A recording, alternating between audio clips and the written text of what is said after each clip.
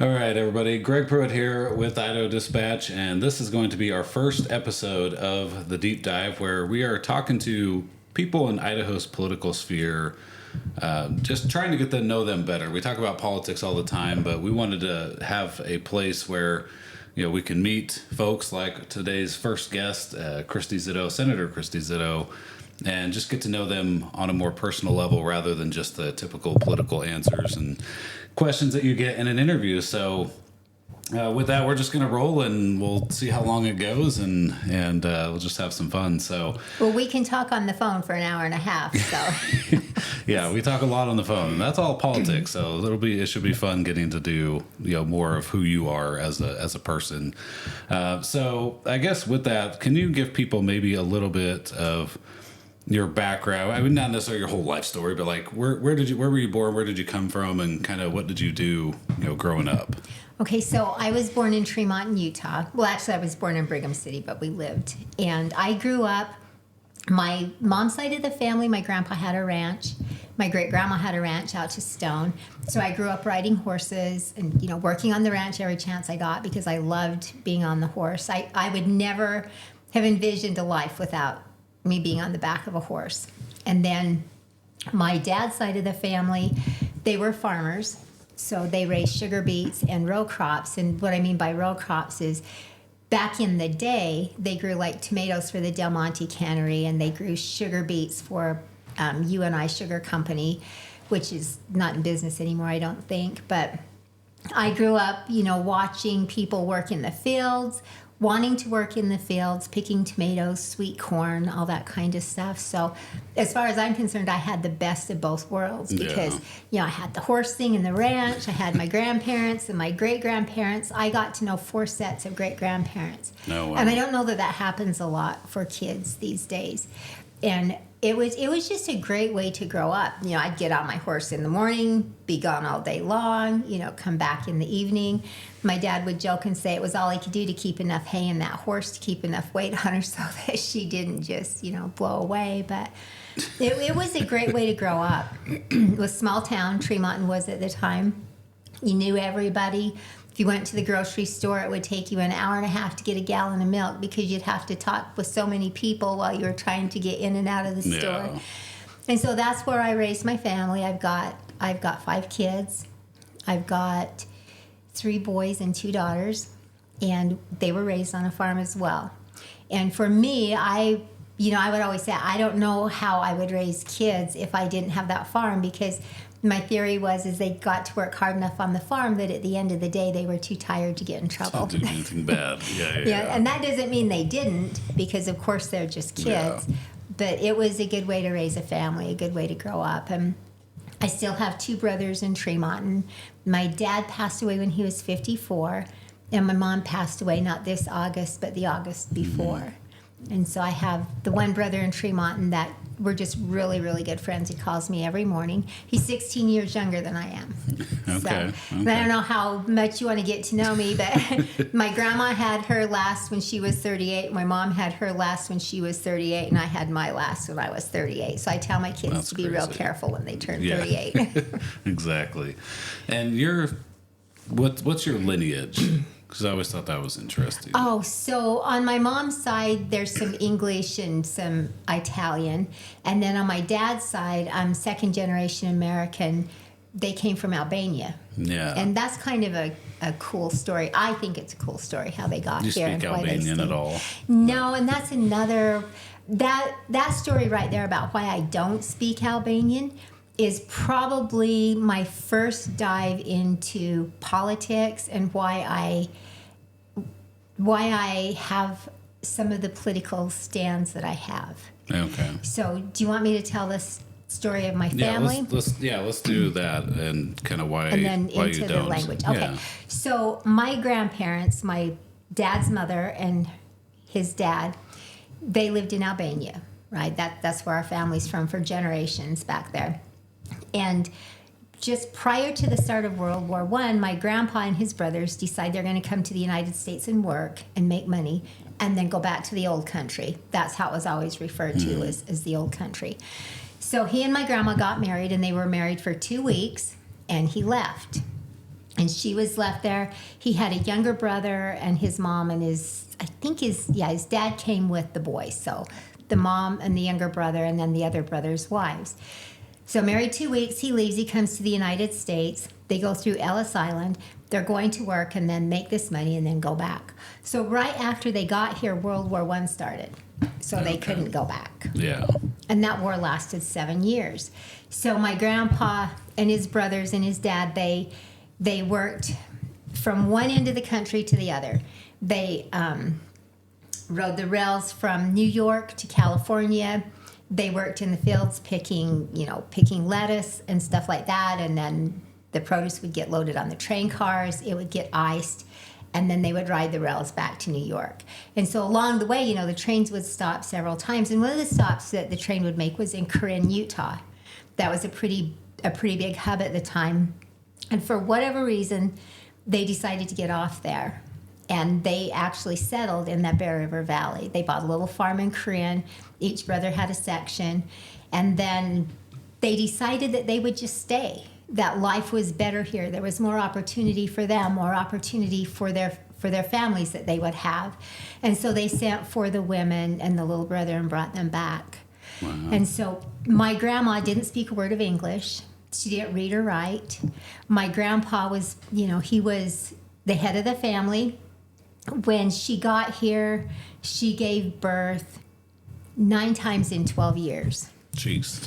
And the brother, 2 siblings above my dad, died from whooping cough when he was like 3 months old. So my dad didn't ever know him. But the sisters would tell the stories about the baby and what happened. And the older girls, my grandpa taught them a little bit of English, but my dad had those 4 older sisters, and they learned to speak like absolutely perfect English from the teachers in school when they went to kindergarten, 1st and 2nd grade. And then they would come home and speak English to the younger kids, and that's basically how they learned. Yeah.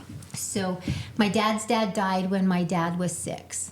Okay. So that left my grandma to take care of the farm and raise all these kids in a foreign country that she had been in less than 20 years, not speaking the language or reading the language at all. And she did. And she held on to the farm. I don't believe there was a welfare program. There wasn't Social Security. There wasn't anything but her hard work and ingenuity to hold things together. So my dad, being the youngest of all those siblings, one of his older sisters, she would come, when my dad got old enough to drive, she would come home every weekend. She worked for Union Pacific Railroad. She was in Pocatello at the time, and she would come home every weekend so that my dad and his brother could take the car and go out and do whatever they were going to do. So then, years go on. My dad served in the Army for 4 years. He was stationed in Korea. And then he met my mom. They get married, of course. Two siblings, me and the other 2 siblings, but George is a lot younger. So when I'm about 12, we have all these cousins, and it's a tight traditional family, so we're always getting together, family reunions. Everything that happens in the family is a reason to celebrate, and they celebrate it hard. And so I'm listening to my dad and his cousins and his siblings, and they all speak Albanian and English. So when they're together with the family, they're all talking Albanian. And I'm sitting here thinking, because in our school, we went to school with a lot of kids that were Spanish and spoke Spanish. Okay. And so, they would talk Spanish to each other, and, we would never know for sure what they were saying. So, you're always like, okay, what are they saying about us? But it was cool to listen to them, to be able to talk back and forth with their friends and relatives in a different language. So I go to my dad and I said, Dad, I want to learn to speak Albanian. And I was about 12 years old at the time. And he looks at me and he just said, no. I'm like, well, if you think for 1 minute I'm just going to be satisfied with just no for an answer, that's not going to fly. So I said, why not? And he looks at me and he said, my family came to the United States to be Americans. And he said, we learned to speak English. He said, we're Americans now, and you'll speak English because that's what you do when you're an American. Wow. And that was the end of that story. I mean, there was no more. But it left a real impact on me. And I sometimes struggle with what word to use, because I don't know that the word value is a good word, but how important it was and how much it meant to him to assimilate, to into be the an culture. American, Yeah. to have had the opportunity to be born here, to watch what his mother went through. And I'm pretty confident that in the old country, she would not have been able to do what she did there. She would not have been able to have like raised all those kids by herself, take care of the farm and hold on to it in any place other than the United States of America. So that instilled in me a great sense of pride for who I am as an American and why I should be proud of that and why it's important to hold on to that culture and that way of living and what this country has offered to so many people. Do you think there can be a balance, though, for, people that do come here and they're trying to assimilate, so they're learning English because that's the language of our country, but also, passing on and keeping the language of where they came from. So they're kind of learning two languages at once, or always maintaining that dual language. Oh, I think it's totally possible. And I think, I don't think it would have made any difference in us culturally as children if we would have learned to speak Albanian. Yeah. I don't think that would have made any difference at all. I just think that was my dad's way. Sure. That was something that was very important to him. And maybe it had come from struggles that he had experienced as a child, growing up in a home where there was that language barrier. I don't know. But the interesting thing to me now as I've grown, and I'm 64 years later, I see what in schools and stuff, what our schools have to go through and our government in general, trying to accommodate all of these different languages in our country now. And not that it's a bad thing. It's not a bad thing. Like you said, you can bring all that with you. We were proud of our heritage. Sure. Every New Year's, I cook Albanian food, family tradition, and some of my kids have carried that on too. And we're proud of that heritage and we're proud of that tradition, but we're prouder that we're Americans. But I think you can do both. I think it's just a matter of remembering who you are and where you are, never forgetting where you came from, because it all makes you the person that you are today. Yeah. And you would think that would be something that so I went to Japan as a missionary, and I didn't go to Japan and expect them to speak English. I went to Japan and learned how to speak Japanese. And you would think that anytime you went to any country, that would be the expectation of you. If you're going to go to France, you need to learn to speak French. Don't expect the French people to speak English to you. And so you learn another language in order to assimilate and adapt to whatever culture it is that you're trying to go to. And when you go to America, there's like 8 million cultures here. People from all over the world come here. That's the biggest melting pot ever in existence. And so you would think that it'd be like, hey, everybody should have this expectation to speak English when you come here.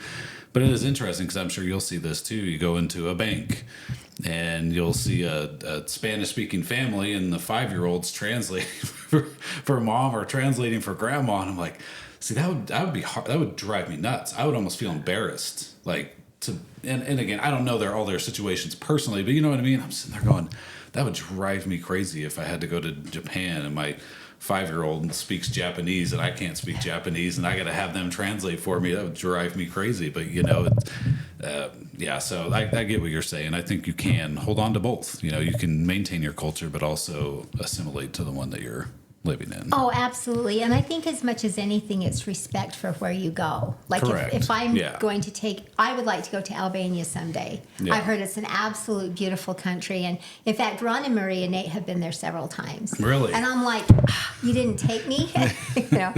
But anyway, so there are enough areas where they go that they don't need to speak Albanian. Okay. But I would like to go back into the countryside where my grandmother grew up and stuff like that. So for me, it's a matter of respect. Sure. It's a respect for the country, respect for the culture, respect for the heritage, to not expect them to cater to me. But for me to go there and fit into and it wouldn't matter what foreign country I went to, if it was not an English-speaking country, I would not expect them to cater to me out of respect for them. Yeah. No, you're right. I can just see you in Japan. You're probably the tallest person on the continent at the time. They were probably like, oh my gosh, Godzilla's coming here. He's here. Yeah, no, it was funny because I could get on the trains and I could just see down. I mean, these trains would be jam packed with people, right? Because they're always stuffed with people. And I could just see down the entire all the train cars just towering over everybody. And it's funny because as missionaries, and you would think the Japanese people would be used to this by now, but like, we're young, we're 18, 19 years old, and you'd get on the train cars and all the schoolgirls from Japan would be there getting out of school, and they all wear uniforms in Japan. And they're sitting there talking about how cute the American boys are, not knowing that we could speak Japanese. And we'd get out, as soon as the train car would open, we'd start speaking Japanese to each other, and you just see their faces turn red. They're like, oh my gosh. But yeah, it was a lot of fun. So, something that people probably don't know about you, because you mentioned horses, you did barrel racing. Well, right? I did a little bit of barrel racing, but racing. I was more of the cowboy cowgirl. I did goat tying, I did cow cutting. I actually qualified for the high school national finals 3 years in the cow cutting and 1 year in the goat tying. Wow. And believe it or not, I actually rodeo queened. Yeah, that's so crazy. I roped, team roped, breakaway roping.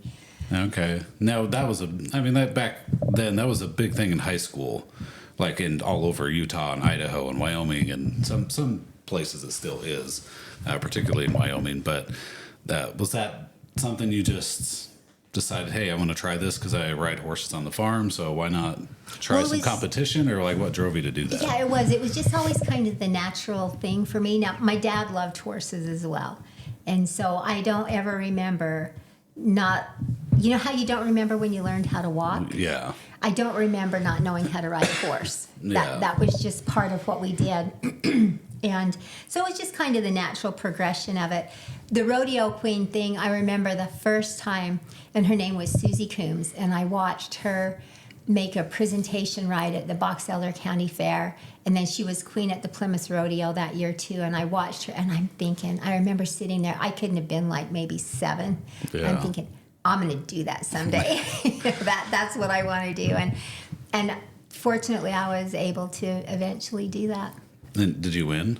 Well, I was queen at the Plymouth Rodeo, and then I was an attendant at the county rodeo. What's attendant? Does that just mean you? Well, like there's the queen, and then she has 2 attendants. Oh, so okay. It's just, Okay. Yeah, that's. I know you wouldn't know crazy. it now, but yeah. It was. So what eventually brought you to Idaho? Well, like I said, our family farmed, and my husband at the time decided that he had helped break out Black Mesa. He had come up here when they broke that out, and he had run tractor and stuff because a friend of ours was part of that had lived in Utah. The friend still lived in Utah, but he came up here to farm. And it had always been his dream to come up here and farm. And so, we had always looked at farm ground all over Idaho. I joke that there's not a dirt road or a back road in the state of Idaho that I haven't been on. Might not remember it, but I'm pretty sure I've been on every one of them because we looked at farm ground up here for years, and we bought and sold used farm equipment so that we could afford to farm for years. And so when the opportunity came to come up here and lease a piece of ground, that's what we did. Okay. And and it was kind of the natural thing for us to do because we had all these boys that we thought would farm, and so it would be opportunity for more ground, because the farm area down there is kind of limited in that valley. It's a beautiful valley down there, and it has an amazing water system. The water's not, you don't have to pump out of the river and stuff like you do up here. It just naturally flows out of Cutler Dam, and it's a beautiful system. It was all put in with horses and those not levelers, but they're kind of bucket things, that scrapers, that are run by hand and pulled by a horse. And there are just miles and miles of this. And there are these levees that drop the water so that it backs up to get to. I've heard at one time it was considered like one of the wonders of the world that they were able to put that water system in the way they did. It's pretty fascinating, but it was a natural thing to come up here, and so we did. And all I ever wanted to be was a mom, and then eventually, a grandma, and bake cookies and have grandkids over. Do all that, grow a garden, maybe sell some vegetables at a roadside stand again, because we did that in Utah and had a garden gift shop. And We'd sell like maybe 1,000 dozen corn a day, and I don't know how many baskets of tomatoes. We grew everything. We had tomatoes, potatoes, peppers, onions, cucumbers, raspberries, strawberries. I mean, you name it. We probably had it on our farm. And it was just good for the kids because they had to work hard and keep that stuff all picked, and then they learned to deal with the public, and they learned how to count change back and, stuff like that. But when we moved up here, it became more of a commercial thing. We focused more on the onions and then just whatever rotation crops we needed then. And now I have one son who farms up here still. And then I have two sons in Colorado who have a trucking company. And my oldest daughter lives in Colorado. Her son sells cars there. And then my youngest daughter's in Boise. Okay. Gotcha. So you move up to Idaho. You talked about some of the values you have now that were derived from your childhood. What was your first foray, if you can remember, into politics? Like you attended a city council meeting, or what drove you to eventually go like, okay, I gotta kind of get involved in whatever's happening in my community? I didn't. So when one of the first people we met when we moved up here was a farmer from out to King Hill, and he was on the school board. Okay. And when he decided to retire from the school board, he comes to me and he said, I think you should run for school board. And I'm like, why? Yeah. He goes, well, you got kids in school and this and that. And at the time I had a son in school. In high school, he played baseball, my youngest son. And then my daughter, we actually homeschooled her. Okay. She was in school until in the 3rd grade, and then we traveled enough in the winter that, we decided to homeschool her. Because we had, when my older kids were just really young, like in 1st, 2nd, and 3rd grade, we had gone on an extended trip. And we were gone a month, and I knew we were going to be gone a month. So I went to the school and asked them, what do I need to do to help them stay caught up? Because, in a month, I'm thinking you could really fall behind. Yeah. And the teacher said, well, read to them, help them with some math problems and stuff like that. So we read every day in the car. We did that business, where do the license plates come from? We did math problems and all this stuff. And then when we got back, they were actually a little bit ahead. Oh, wow. So, I kind of understood the value a little bit. Well, I did understand the value of the importance of a parent's engagement in their kids' education. Yeah. That, to me, is one of the most important things that has to happen. As a parent, those children are our responsibility. And to me, you don't take them, drop them off at the school, and forget that you even own them until you pick them up or the bus drops them off. That it's my job to make sure that they're doing what they're supposed to be doing when they're supposed to be doing it until they're old enough to govern themselves. Then that's on them. But so we were homeschooling her, but he said, I just think you do a good job. And so I ran for that position, and I got on the school board. Well, and actually, I guess if you want to back up a little bit, even though it's not really political, when we lived in Utah, I was the PTA president. Okay. And that was at the time where people were looking really closely at the success of the private schools and, why the kids that were graduating from private schools and stuff seemed to be a little bit more college ready, a little bit more, I hate to say world ready, but Sure. That might be a good way to put it. And what were things that were happening in these schools that weren't happening in a public school? And someone suggested that we look at uniforms, because there were public schools that had gone to uniforms as well. And this was in Tremont, where the school was that I was involved with. And so the other members of the PTA presidency and I, we went to some of these different public schools that had gone to uniforms. And we wanted to see, what about kids that can't afford them? Yeah. But the most important thing to me is it making a difference? I mean, do you have less calls to the counselor's office for kids misbehaving? Are you seeing any difference in grade point average? Are you seeing any difference in children's behavior in the classroom?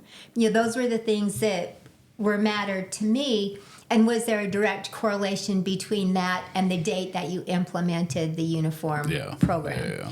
And there was. And it was really cool, because Some of the schools let us go in and actually talk to some of the kids. We went to schools that were in some more affluent neighborhoods, to see how that affected kids who thought they needed to dress like this was even pre-Taylor Swift. But, and then we went into schools that, were less affluent to see how maybe that affected the kids that couldn't dress that way. And the kids in the even more affluent schools, they said the social pressure that it relieved so that they could focus on school was amazing.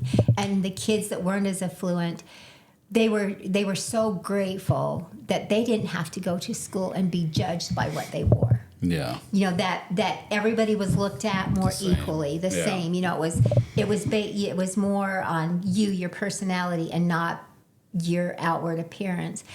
So we go back to our PTA meeting. This was before email and internet and all that stuff. So we go back and we hold putting out in the paper that we're going to have this big meeting on uniforms. And there was this one mom that came there, and I mean, she just ripped into me, and I was a communist because I wanted to tell her how she was going to dress her kid and this and that and on and on and on. And so she kind of set the tone, and, people kind of stopped thinking about all of this great information that we had gathered, and were more focused on someone not telling them how to dress their kids. So it just kind of ended there. But that was a really good lesson for me, I think, in how the political thing works. So then we fast forward, and I got elected to the school board, and I served on there. And then, do you want me to go on about my political pedigree here? Yeah, or no, do you want to it's ask questions and I'll just answer them? No, it's kind of fascinating. So then I'm reading this thing. So years later, I'm living in Hammett, and I see this thing in the newspaper that the NRA is going to, the Friends of NRA, let's make that distinction here, because Greg and I, as you all probably well know, we do the gun lobby thing, the Second Amendment Alliance thing. I don't lobby now, but we did, and we work on gun legislation at the Capitol. But so I see this ad that the Friends of NRA are going to open an Elmore County chapter, and so I'm thinking, oh God, I'm all in on that. I'm going to go to the meeting, and so I go to the meeting, and there are probably 10 of us there, and Steve Reland, he's still the regional rep for it, still is. Great guy, just awesome guy. And we're sitting there talking about it and how they have a banquet and what they do with the funds and how they raise the money and what you need to do and all this. And I'm just sitting there minding my business. And I'm just listening. And he said, and you'll need a chairman. And I don't really know anybody there, so I'm not going to say them or that because I don't know who. And he just looks at me and he said, you'll do just fine. I'm like, oh, okay.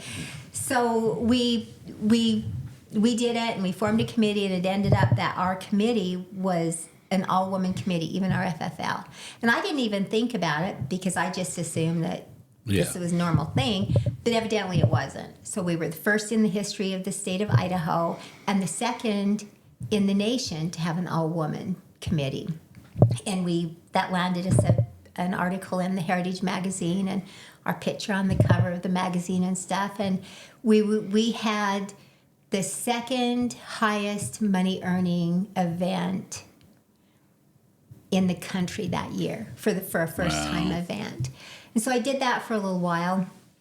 And then one day I'm just at my house minding my business, and I get this phone call, and this person that we both know, who I think would rather remain anonymous, called me and said, can I come down to your house and talk to you for a little bit? And I'm like, sure. I don't have any problem with that. Yeah. Pull in the driveway, and I walk out to open the door, and he said, well, let's just stand out here in the sunshine and visit. And I'm like, okay, what's up? And he said, there have been a group of us talking, and we think you should run for office. And I'm like, I've already been on the school board. Yeah. And he said, no, we think you should run for the House.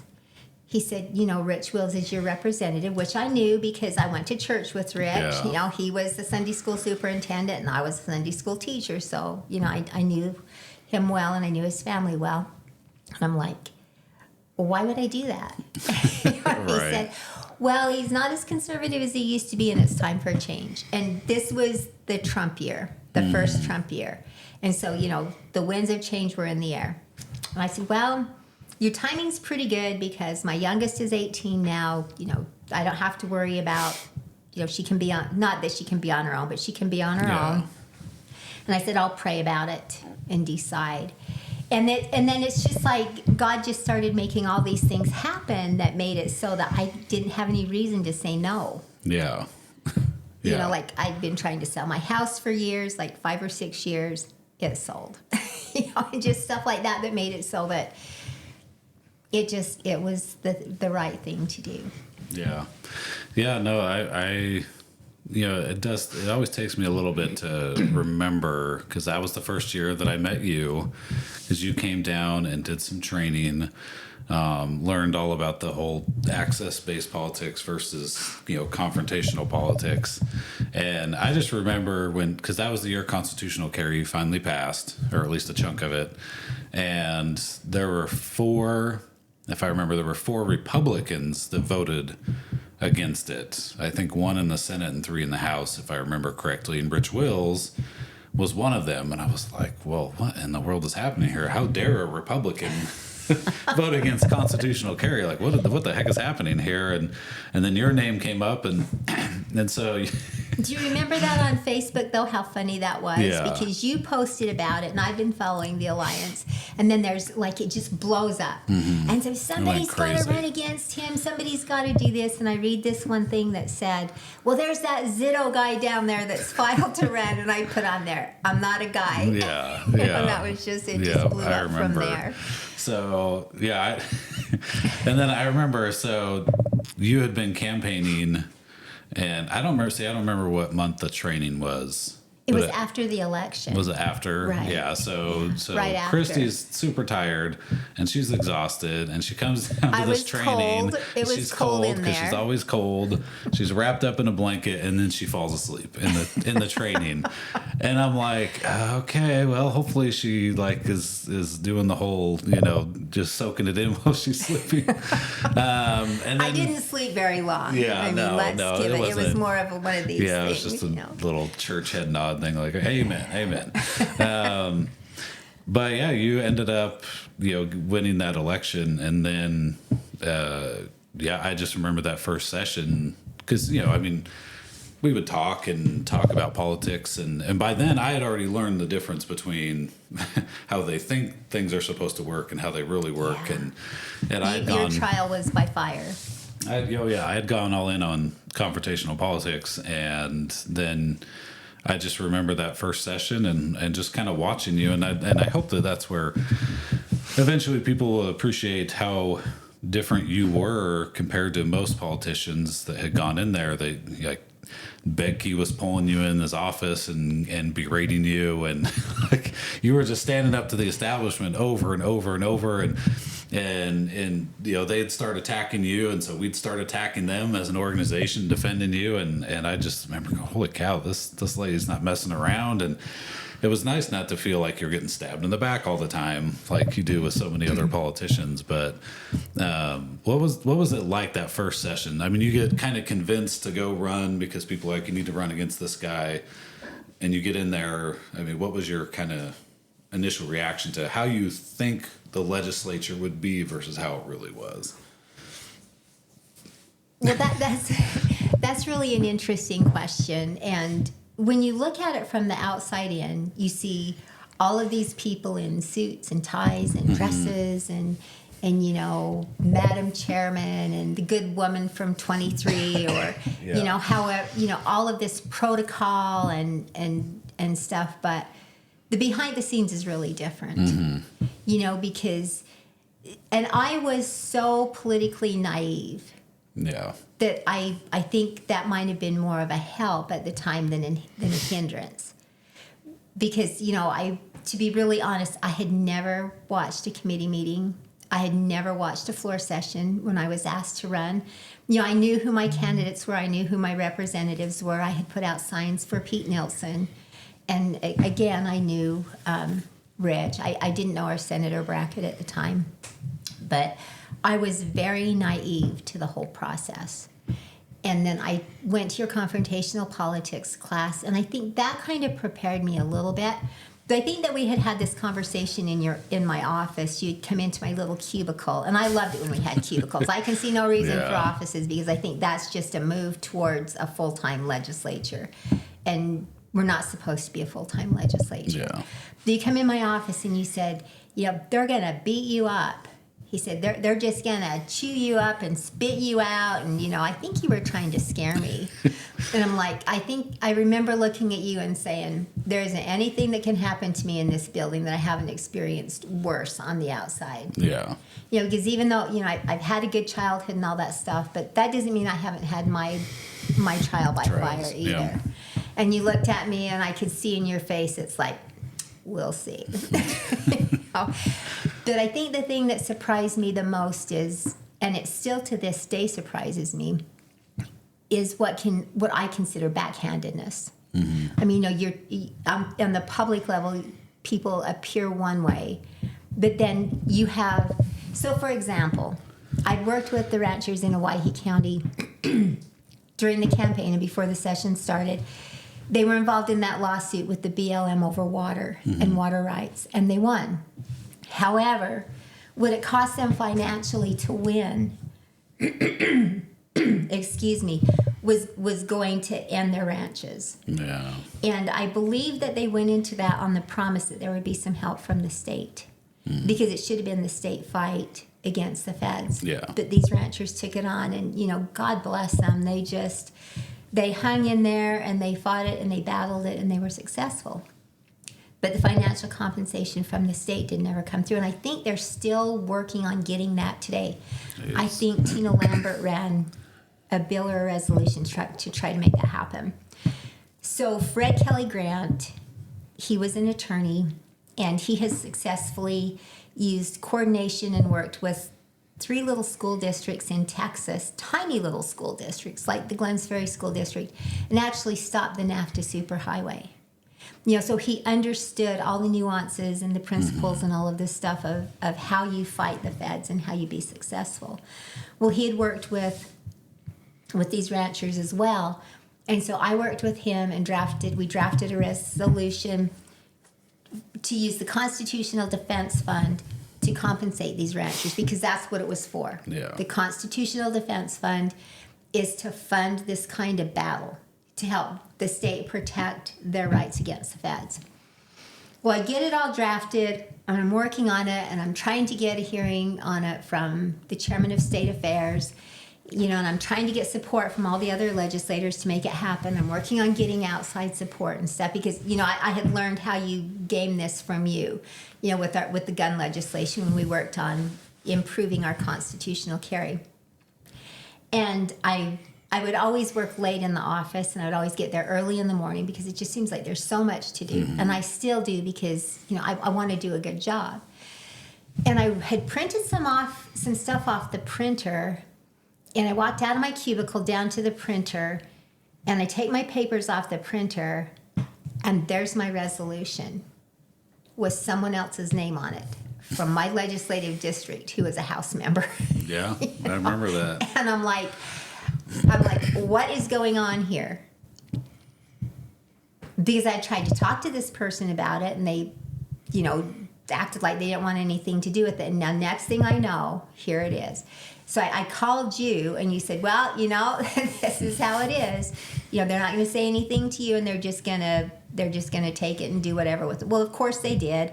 They watered it down, softened it, made it so it didn't have any teeth. The ranchers didn't get their money. But it gave the opportunity for a couple of different people in the House to, pontificate and get what they probably considered campaign footage on the floor. But nothing was done for the ranchers. And so I think that was the thing that bothered me the most about it, is because for me, that's integrity. For me, you don't do stuff like that. Yeah. And that was probably my first shocking awareness of exactly how it works. Yeah, and that was your first one, because there's many others after that. And, I mean, heck, that last year, so you were in the House for 4 years, and then you went to the Senate, and it was I think it was your last year in the Senate when they took the was a Second Amendment Preservation Act expansion, right? I believe, yeah. And so we had worked on this issue, fought for this issue. They were shooting it down. They weren't going to let it go anywhere. The gun owners got involved, started putting pressure on the legislature, and then stuff started moving, and then it started moving without you. And all of a sudden, we see, Patty Ann Lodge, who's retired now. She's got this bill that was basically your bill, and every senator in that place was a House member, co-sponsor, and House member, and you were the only one not on there. They didn't even bother coming back to you saying, "Hey, by the way, we stole your idea, we stole your bill." But would you mind at least co-sponsoring? Yeah. And Senator Lakey I think he and Senator Lodge, and I don't remember who was on the House side. Yeah, I can't remember either. But then there was a deal to be cut in that, because there was an event that took place that I was witness to. Mm-hmm. And they would put my name on that bill if I would say that event had never taken place. Yeah. If I would go public and say that did not happen, then they would put my name on that bill. Yeah. My name was never on that bill. Yeah. Yeah. Because I wasn't going to. And I think, to me, that still bothers me. That, like you said, if they didn't stand on the floor and talk about decorum and how we treat each other and respect for one another, like, if they didn't say all that, then fine. Just be underhanded, be sleazy, be backstabbing. But they'll, like you said, in the public eye, when the cameras are on, this is how we act as lawmakers. And they did a letter berating you another time because you were trying to make a tax cut bigger. And then they were like, "Oh, Christy Zito undermined the citizens." And we were just, that kind of stuff still drives me crazy. Yeah, that was so the dishonest. Grocery tax thing. It was an income tax bill. And I was so clear when I stood up, because there are all the rules you have to follow to be able to make this happen on the floor, to move it to the amending order to make that happen. And so 2 Democrats, I talked to them, and they were in favor of the grocery tax repeal, and they were willing to stand up. When I stood up and asked, you had to have 2 people stand up immediately before someone objected, and they did. And I was so clear in my presentation. I said, this is not to change or take away any tax in this provision. Nothing. And I must have said that 4 or 5 times. You said it a few times. And I said, this is simply to add repeal of the grocery tax on food. That's all this will do. Yeah. And I said that time after time after time. And then, I was accused on the floor of, well, this is a hostile takeover and blah, blah, blah, and all this stuff. And then, then that afternoon, Senator Mark Harris, who was the caucus chair at the time, sent out that press release that I colluded with the Democrats to derail the tax relief for the people of Idaho. So then the next day, I'm going to defend myself, because I have a right, according to Mason's rules, to defend myself from slander on the floor. Yeah. And so I did, and I was 2.5 minutes into it, because I had given like a little bit of history of, women in the legislature, it was all germane and pertinent to where I was going with it. And as soon as Senator Anthony realized that I was going to talk about the press release, because I had to ask permission to read the press release on the floor, and I said, I want to defend myself against this slander. Madam President, may I have permission to read this document from the floor? Then that enters it into the permanent record of the Senate. Correct. And then my defense would be a permanent part of the record of the Senate. And boy, he stood up and objected. I objected to his objection, because I had a right to speak. And he moved that we adjourn. And the Democrat minority caucus leader seconded it. Yeah, that was it. Yeah. And again, look, all that to say, and we could sit here and tell. Then you should have been in caucus after that. Yeah.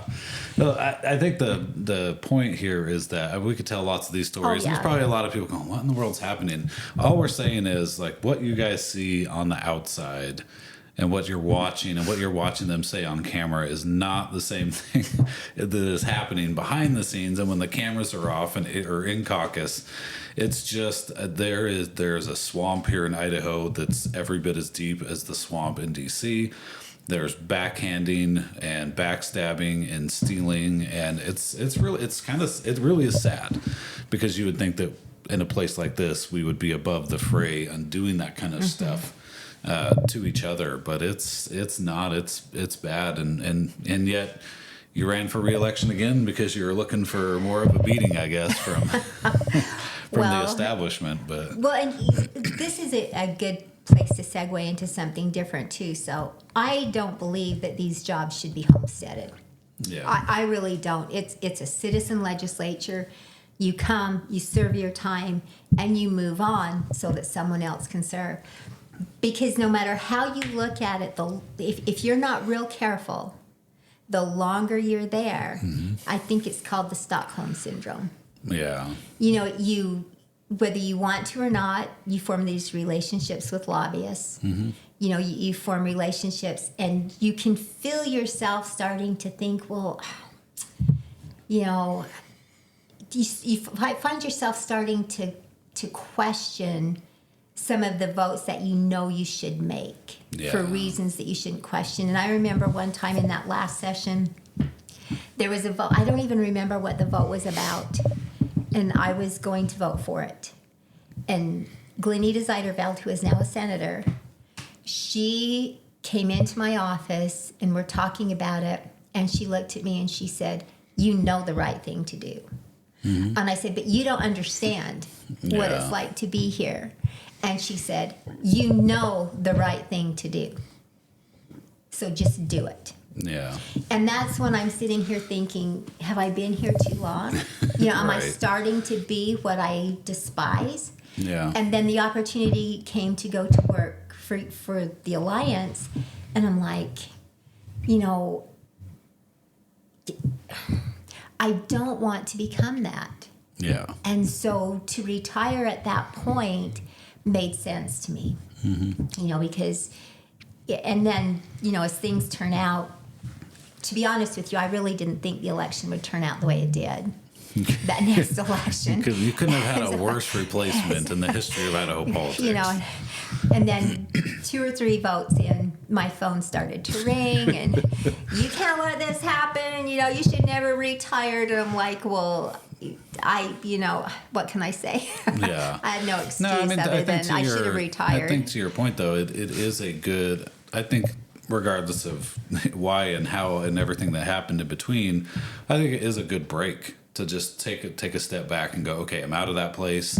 All the influences that are in there, because I tell people, I don't care who you are, if you're a religious person, that Satan will work and work and work, and there's money and power and prestige, and then there's just being tired of fighting.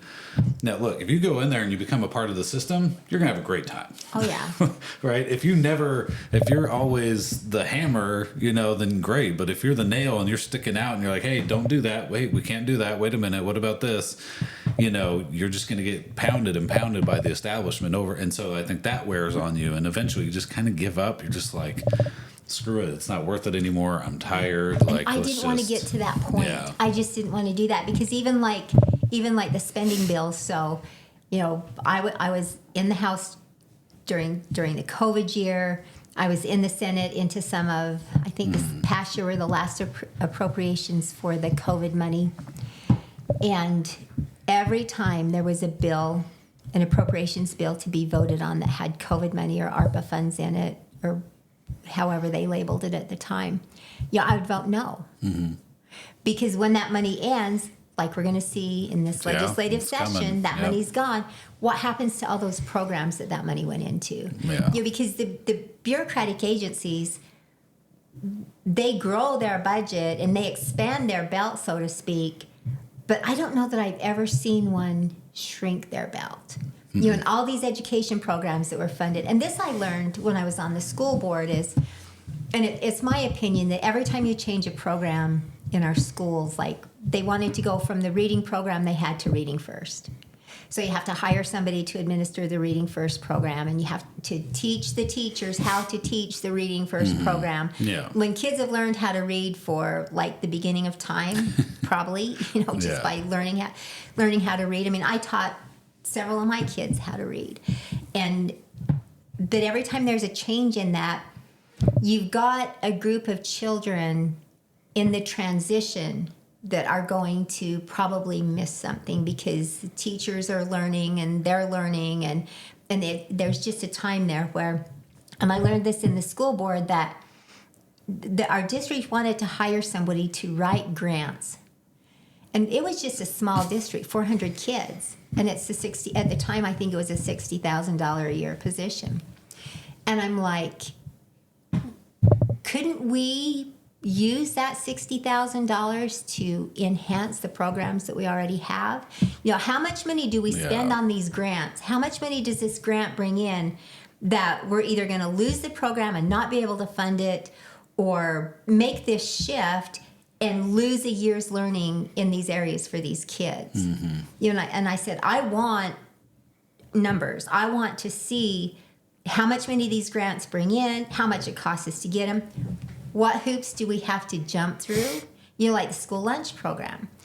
I wasn't even in the legislature, and I had a parent call me from, I think it was the Napa School District, and she said, they're forcing our kids to use the bathrooms. Our daughters have to go in the bathroom with boys. Why is that? Can't we stop that? Well, that's directly tied to the school lunch funding. Yeah. That's a federal thing. Yeah.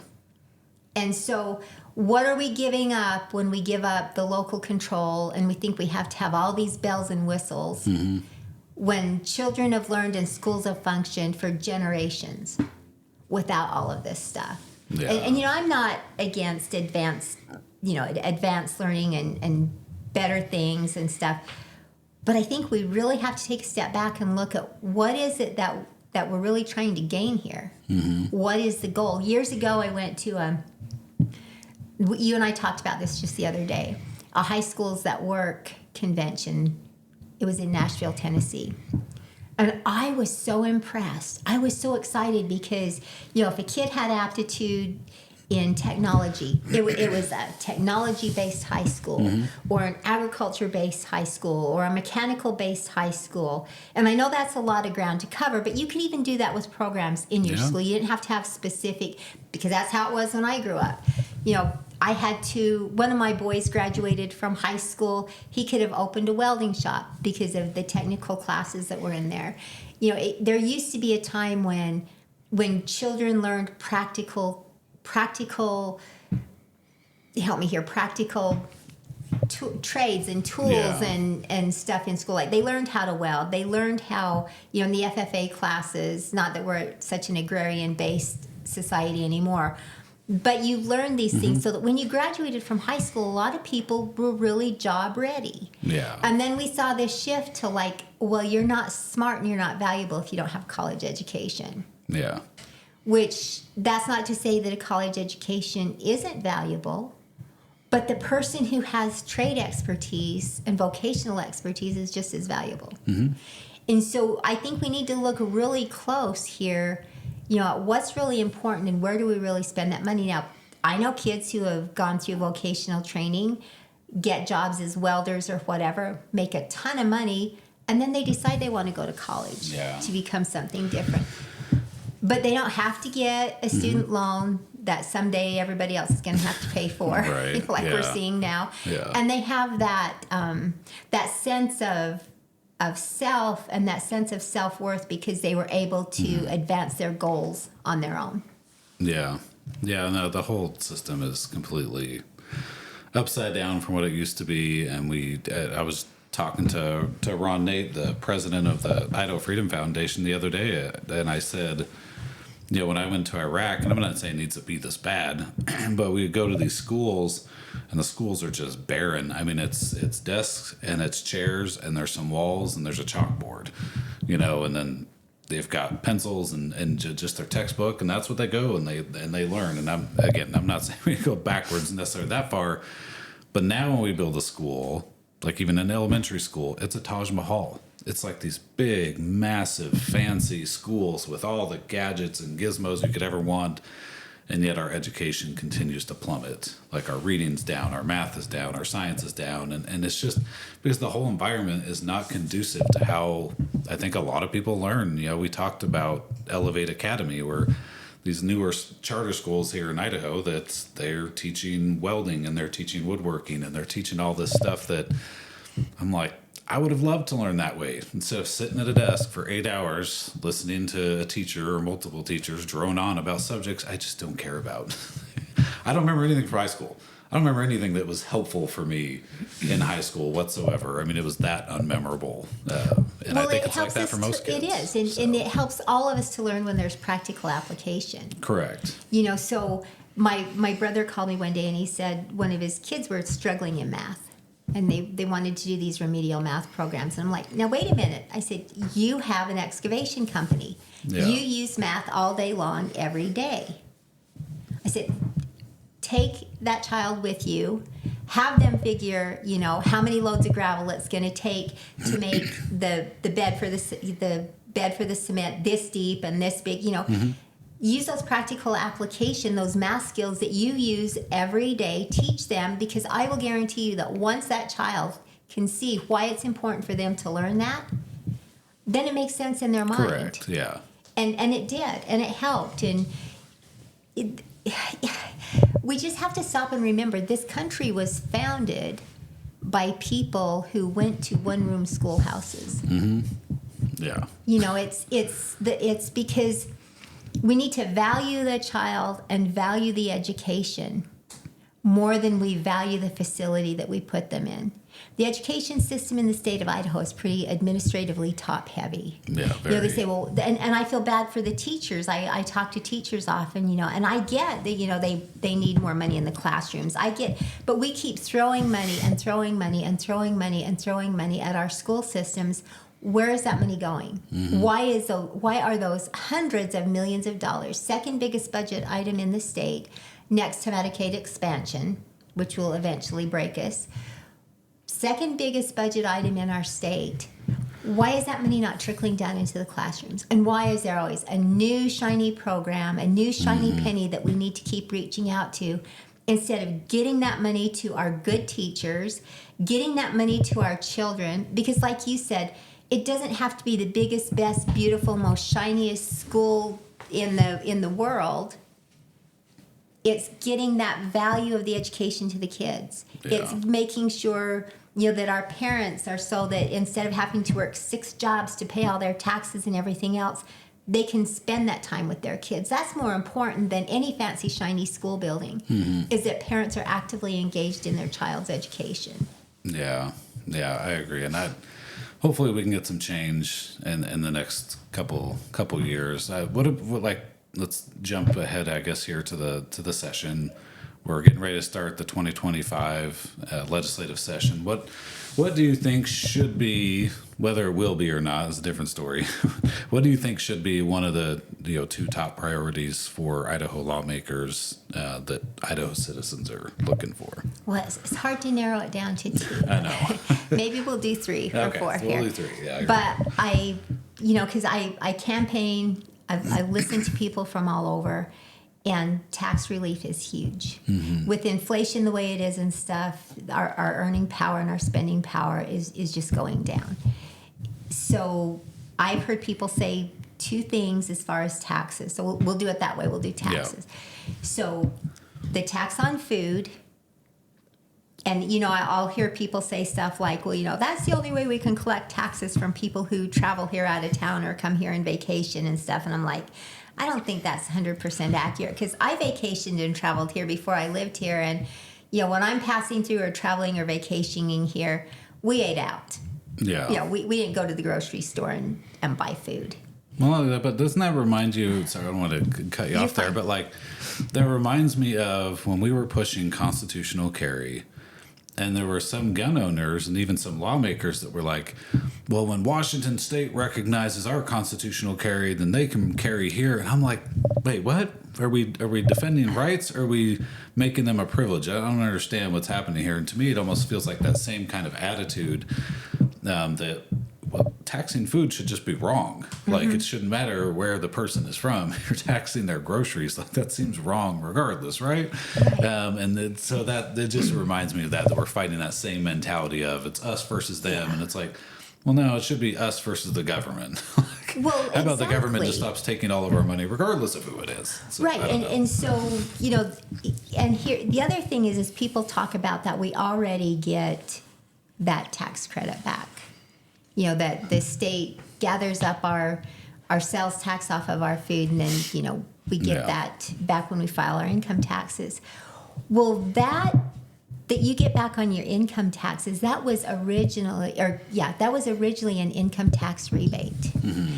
And it wasn't until I'm trying to remember the years here. I should have prepped better for this, but I didn't know where we were going to go with the questions.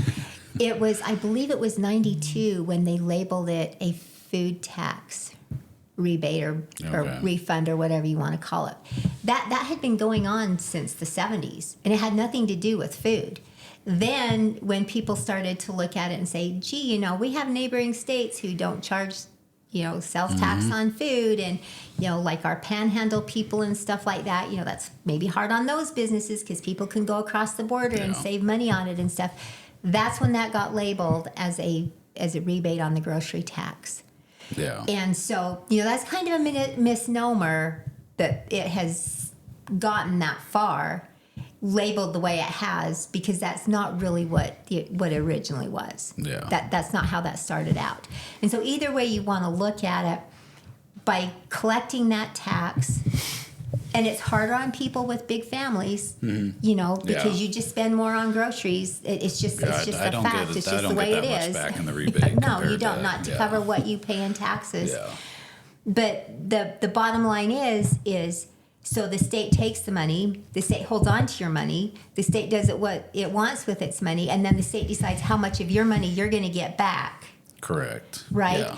There are administrative costs in all of that that you get to absorb. Yeah. That take away from what you could get back from something that you should never have paid to begin with. Correct. Yeah. And so I think that, and then I think the property tax issue, I think we need some real education on property taxes, because in fact, I've got a Substack that'll go out today that goes into a little bit more detail about how the property tax things work. Property taxes fund your cities and counties. And if you look at your property tax bill, I think on my property tax bill, there are 11 taxing districts. Mm-hmm. Now, some of that stuff you need. We need roads to drive on and stuff like this. But we need to understand where that money comes from. And we look at it and we say, well, the value of my house is based on market value. Well, constitutionally, that's how we have to value properties in the state of Idaho, so that there are no special carve-outs. Everything's valued the same. And really, if you think about it, I guess that's kind of the most logical way to do it. But let's say my house was valued at $1 million. If my city and county spending were, and I'm not saying it's not, this is an example. If my city and county spending were in check the way it should be, it wouldn't matter if my house was valued at $10 million. My property taxes wouldn't be as much, because it's based on your budget. They can take a 3% increase, and I think there might be some fix in there for inflation. Yeah. But that's not how it's. It's not because the state is spending that money. The state cannot raise funds for property tax to run the state through property tax. That's city and county spending. And we need to understand that. And people need to look hard at their tax bills and see what's on there. So, for example, in Elmore County, there's been a Western Elmore County Recreation District for 24 years. They've been collecting taxes for 24 years. Wow. And they were supposed to build, I think, a swimming pool in a rec district. This was before I moved here when it started. I've looked into it since then, but there's always been this promise of a pool. Well, they've started a pool out here, and now I think they're trying to raise private funds to finish the pool after 24 years. And then there was the situation where a group of people, they wanted to put some sort of and again, I don't have the details right off the top of my head. I've got all the paperwork on it. But a college in one of the old buildings in Glenns Ferry. And so they told people what a good idea this would be, and they needed 100 signatures to get it on the ballot. But what they didn't tell people is that it would add an additional $100 for every $100,000 value in your property to your property taxes to have this come in. And our county commissioners found about it, and they said, now, wait a minute. We already have those services, and the county's already paying for them from 2 other colleges in the area. Number one, it's not a necessary thing. Number two, nobody wants their property taxes to go up that high. And so, there's a lot that we need to do on a local level. It would take a constitutional amendment to change how our property taxes are levied in the state of Idaho. And we talk about the rebates, and we talk about the circuit breaker, and we talk about the homeowner's exemption and stuff like that. But that's technically just a tax shift. That's not, instead of paying it in your property taxes, which I'm not saying it's a bad thing to have that property tax relief, like for our senior citizens and stuff like that. But you'll pay it somewhere else. Yeah. Is the thing. And so I think those are two, as far as taxes, those are two things that need to be worked on. I think school choice is important, because just like we just talked, not every child learns the same. There are children who can sit in a classroom and watch the chalkboard and read all day and figure it out. There are people who can sit on a computer and learn off the computer, and they're just fine. Then there are the hands-on learners. And a parent should have the ability to put their child in the situation where they are going to learn the best. Yeah. So I think that's an important thing too. Okay. And then there's always the Second Amendment. Idaho needs some work on their ability to stand your ground. Idahoans deserve to have that situation fixed as well. Yeah, which you've been helping us, the Idaho Second Amendment Alliance, work on for years. Right. It's been a never-ending battle, but yeah. Well, and it's not, because, see, incrementalism is so alive at the state capitol. And I think one of the terms that I despise the most when I'm there is, well, let's just get the bill through and then we'll come back and fix it. Like, why don't we just get it right the first time and pass it, and then we don't have to come back and fix it, because every time we come back and fix it, it costs the taxpayers thousands of dollars for us to fix it, and who's going to get hurt in the void in between? Well, and by the way, that only applies to the establishment's bills. Like, they'll have some crappy idea and some crappy bill, and they'll ram it through and be like, yeah, we can come back and fix that later. And meanwhile, we're here like, well, let's just get constitutional carry through. Well, we gotta make sure it's right, and we gotta get it all right, and it's got some words in here. We're not. I mean, that's a one-way street when it comes to doing that. But yeah, I get what you're saying. Yeah, so, it is. And I mean, the Second Amendment is so hard, shall not be infringed. Yeah, seems simple enough. You would think so. And we have pretty explicit direction when it comes to that. Well, and the stand your ground, that the expansion, we have no duty to retreat in Idaho. We've had that since, I think, 1904. We have civil immunity, meaning if I have to shoot my neighbor, then my neighbor's family can't come and sue me if I've acted lawfully and in self-defense. But I think the one thing that we're missing that people don't understand is we have to get to a point where, with these prosecutors that are just out, it seems like, to get gun owners or conservatives in general, like the Kyle Rittenhouse situation. We kind of have one of those in Idaho. Nobody got shot, but yeah. So, and we can't really get into that right now necessarily, but there is a case that hopefully we'll be able to talk about soon. That but you look at Daniel Penny. Same thing, the guy in New York that was a hero, and everybody's begging for someone to stop this crazy guy, and he stops him and accidentally kills the guy, choking him out, and he ends up on a political manhunt, and luckily was found not guilty, thank goodness. But it's those types of situations that we want to stop here in Idaho. And it's on the front end of these situations that we need to stop. But we can't wait because lives are ruined, families are destroyed, people, they don't have the money to battle this. Yeah. And it's just... Which, as as a legislator, has always been frustrating, because they'll say, well, is that really an issue here in Idaho? Is that really... And I'm like, how about we don't want it to happen here. Why are we waiting for the Kyle Rittenhouse? It's happening all over the country. Why don't we prevent it rather than, like you said, if that's a situation that is an Idaho situation, somebody's life is ruined. They're bankrupt, and they're, possibly going to jail because they've had to roll the dice with some, crazy jury or whatever. Yeah. So, yeah. Well, and I think another thing, just in general, not just in the gun area, but in general, not only in Idaho, but across the country, when I went to school, And sometimes I honestly believe that I learned more about how the government's supposed to function in junior high and high school, because our teachers were like World War II veterans who I believe they really got it. I'm not saying that veterans don't now. I'm just saying these people taught us from their world experience, and it was in our schools, and we learned it. Because I learned that the most important concept that we have in the judicial system in the United States today is the fact that you are innocent. Yeah. And your guilt has to be proven. And I don't know whether it's because of the way social media operates now today or what it is, but it just seems like more and more and more people are having to defend that innocence rather than to be proven guilty. Correct. And I think there needs to be more done on the front end of all of this to help ensure that, the level of evidence is worthy of what these people are going to have to go through to come out on the other end. And it's not just with the Second Amendment. I see that in a lot of other areas as well. The level of evidence. It is so easy for someone to make a call and ruin someone else's life. Yeah. And in Idaho, there is a fine for falsely accusing someone.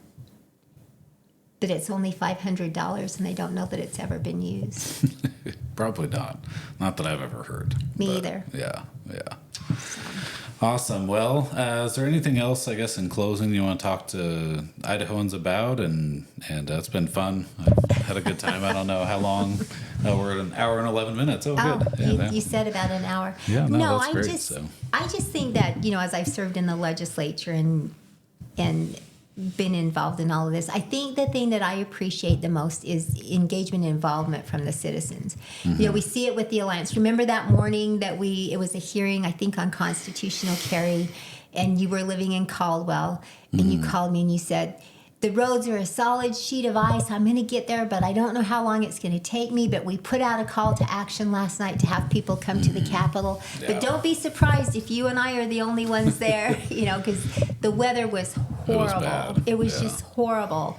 And, we wanted the support of the community because, believe it or not, when you contact your legislators and your neighbors do and their neighbors do and people get involved, it makes a difference. Because to a lot of people, the most important thing is to get reelected. Yeah. And you hold that power, make no mistake about it. And so I was in state affairs, and so I'm reading your text and I'm thinking, okay, well, he'll get here sometime this morning. It's going to be okay. And if nobody shows up, that's all right too. And I walked out in the hall, and you were standing there, and I believe there were just over 250 people down that hallway. Yeah. And I'm pretty confident of that number because I shook everybody's hand as I walked down that hall and thanked them for being there. And it made a difference, because we were able to get, I don't remember if it was the residency. We had to do that in 2 steps, but whichever step it was, I believe it made a difference. Because when that hall's packed with people who are passionate about an issue, whatever issue it is, and it doesn't just have to be guns, whether it's taxes, school choice, it doesn't matter what it is, elections, any of the thousands of issues that come through that building. When people are passionate and they show up and your legislators can see that you really care, it makes a difference. Yeah. It makes a huge difference. And, I think as I look back on my legislative career to date, that's one of the most amazing things I ever saw was to see that, because it went down the hall and up, up into the rotunda in the garden level. And, we just walked down there and we shook every hand and thanked people for being there. That was a great day. Yeah. And so I think, for me, that's to say that's one of the most important things that you can do is to be engaged, be involved, know what's going on, because it's not somebody else's battle. And there's nobody else going to do it if you don't. Yeah. So, and I'm just grateful for the opportunity. It sounds like I complain a lot, but I feel the weight of the responsibility. And I know that, I have been entrusted with something huge by the people in my legislative district, because I deal not only with what happens today and next year, and with your taxes and your ability to raise your family and the regulations that you have to face. But the decisions that are made in that building affect generations to come. Yeah. And what happens in Idaho, just like what happens in any state, it ripples across the country. Yeah. It's not just here. And so I'm grateful for that trust. I feel the weight of that responsibility, and I just ask for prayers, for our state and for our country and for our legislators. And I just ask people to be engaged, pray, and know what's going on. Yeah, awesome. Well, I know you're extremely busy, and I appreciate you taking time to sit down, and hopefully people will be able to learn a little bit about you and your beliefs and kind of where you came from. And I think this will be a good series and a good podcast, and hope to interview lots more folks. Well, thank you for doing it, Greg. It's not like you don't have a ton of stuff on your plate. I mean, you've got a big family. And you are the truest of patriots in our state, because no matter what happens, you don't back down. You stand up for the right. You look out for the little guy.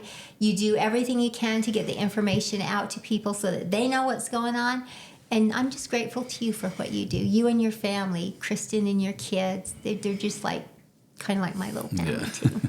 Awesome. Well, thank you so much. Thank you. All right.